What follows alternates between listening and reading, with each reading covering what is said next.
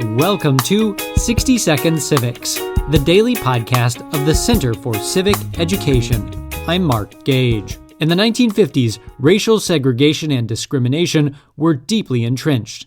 African Americans and other non-whites were treated as second-class citizens. A web of state laws and local ordinances mandated segregation in almost every aspect of public life, including schools, streetcars and buses, and drinking fountains. In some places, the courts kept separate Bibles for administering oaths to whites and non-whites. Prisoners were segregated based on race, and laws prevented interracial marriage. Such discrimination was not limited to the South, but Southern leaders promised massive resistance to court decisions mandating desegregation. Some states refused to desegregate their schools and waged legal battles to maintain segregation. Other states passed laws making it possible for white students to attend private schools with state financial support. Some school districts closed their schools altogether rather than desegregate.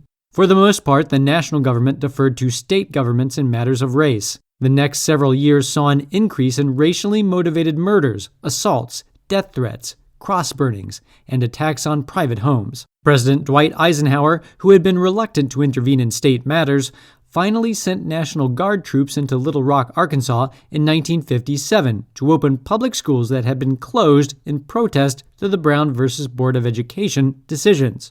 That's all for today's podcast, 60 Second Civics, where civic engagement only takes a minute.